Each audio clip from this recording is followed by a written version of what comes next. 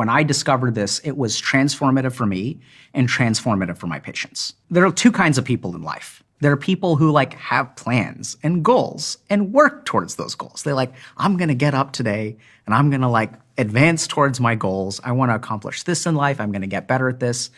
And then there are the rest of us who are like, I don't know how these people do it. I get up today and I struggle. I use a lot of willpower. I try to create habits. I'm trying to be like these people who are productive. But my default state, if you let me do what I want to do, I'm going to do nothing. Now, we look at this and we're like, how does this work? Are these people fundamentally different? So trauma is the big difference here. So let's understand, when we're developing as children, if we grow up in a traumatic environment, what will happen is there's actually something called the loss of the future dimension. So I'll give you an example of this, right? So let's say I go to my parents and I say, hey, I'd like to have a birthday party. Can I invite my friends over? And then parents say, sure. Next day, parents are drunk. They get mad at me. They're like, no birthday party. So what will happen if you look at traumatic upbringing is that children can't plan for the future. Any kind of autonomy that they express, an abusive parent will shut it down. And this is highly controlling parents too. We see this so much in Asian and South Asian cultures where parents are like, you gotta do this and you gotta do this, no drugs, no dating, you're gonna study, you're gonna learn piano. So what we're actually doing, this is we see so many gifted kids that stall later in life because in these upbringings, we remove the ability for autonomy. When a child tries to express themselves, we shut it down. The second thing that happens is trauma is about surviving today.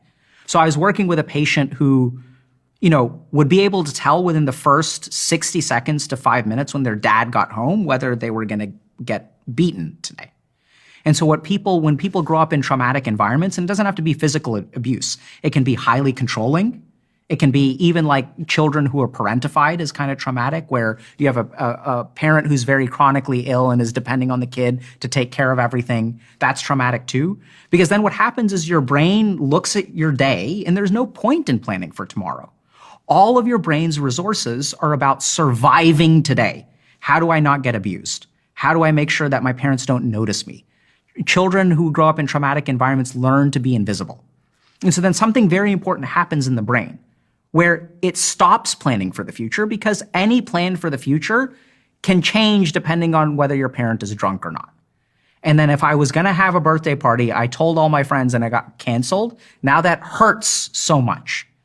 So what happens when we get traumatized is we go into survival mode. We go into protective mode.